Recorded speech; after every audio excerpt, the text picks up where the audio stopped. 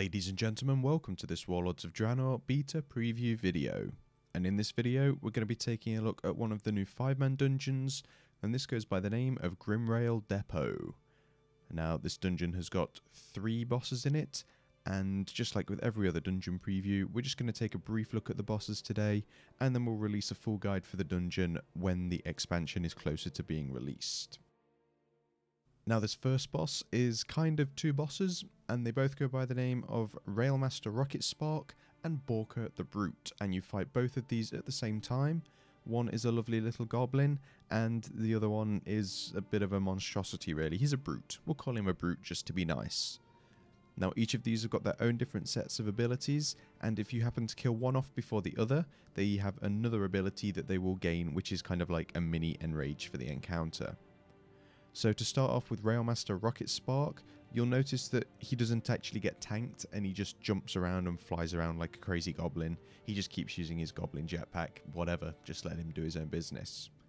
His first ability is called the Target Eliminator, and this causes him to launch 2 missiles up to nearby enemies, and each missile will inflict 50,000 fire damage to anyone that gets hit within the 3-yard radius. You can avoid this with ease as it's marked with a little red circle on the ground. His next ability is called Missile Barrage, and this causes him to fire volleys of missiles which inflict a small amount of fire damage to 2 targets every 1 second for 20 seconds. Now, this has got a sub-ability called Locking On, which causes him to lock onto the players, which increases his damage done by 10% every 1 second until he has been interrupted. So you do need to keep that in mind. Now, his final ability is called New Plan, and he will only use this ability if you kill off Borka the Brute before you do kill off Rocket Spark. And New Plan will do as it says and cause him to devise a new plan, where he will begin launching missiles that deal the 7,000 fire damage every 5.5 seconds, and he will continually start locking on to players. So it's basically his past ability, but he will just keep on casting it and keep on locking on. Now, Borka the Brute's only got 2 abilities you have to deal with, and his first one is called Slam, which just simply causes him to inflict a moderate amount of physical damage to every player that's in the group. Now, his next ability is called Mad Dash, and you do need to be aware of this because this causes him to charge forward, trampling over anything that's in his path, inflicting a high amount of physical damage, and also interrupting spellcasts for 3 seconds. And if you happen to kill off Rocket Spark before Borka, he will then gain an ability called Unmanaged Aggression, which causes him to go, crazy, and this will increase both his damage done by 50% and also his attack speed by 50%. Now, this next boss is called Nitrog Thunder Tower, and this is where this dungeon gets really amazing because at the start of the fight it's like, oh, we're in this small cramped room, and the boss has only got 2 abilities to start off with called Blackrock Mortar, which causes him to throw mortar shells at targets' locations, which inflicts fire damage to anyone within 4 yards, and he's got an ability called Blackrock Grenade, which again causes him to throw grenades at targets, inflicting fire damage yet again.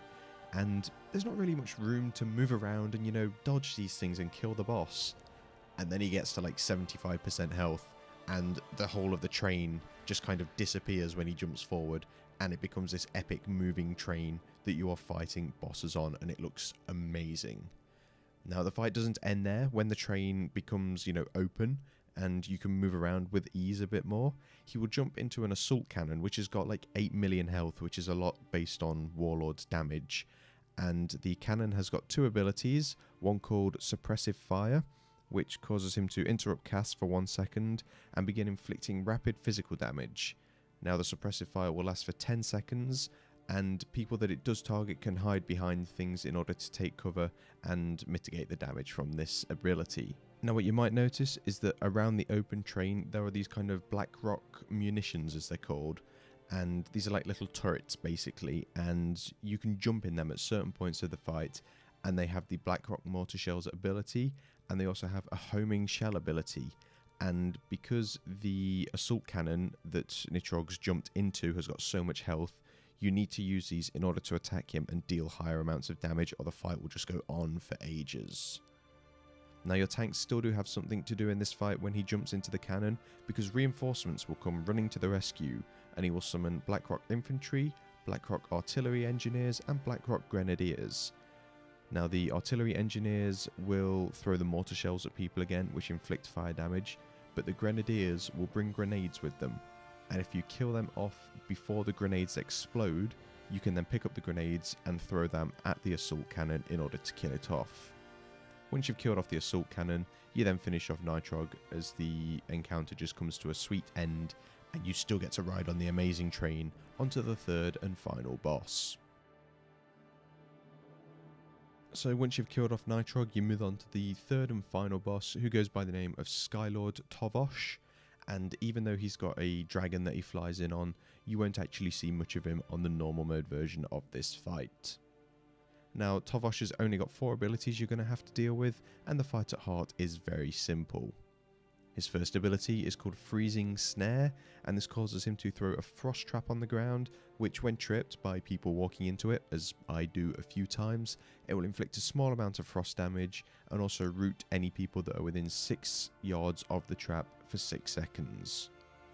His next ability is called Spinning Spear, and this causes him to throw a spinning spear towards a target, which penetrates armor and inflicts a high amount of physical damage, and it will also knock down the target for 2 seconds.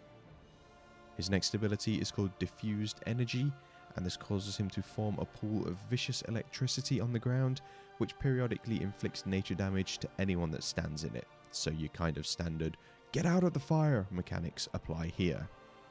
And his final ability is called Thunderous Breath, and this is basically a breath that encompasses the platform, which inflicts nature damage to players when you stand in it. So yet again, don't stand in the bad stuff that's on the ground.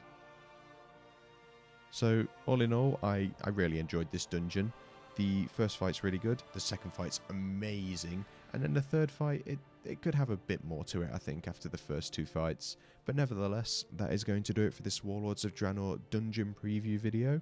If you are interested in future preview videos such as this one, please do feel free to subscribe to the channel, and if you'd like to keep up to date with all of the latest Warlords of Draenor news, head on over to flaskup.com.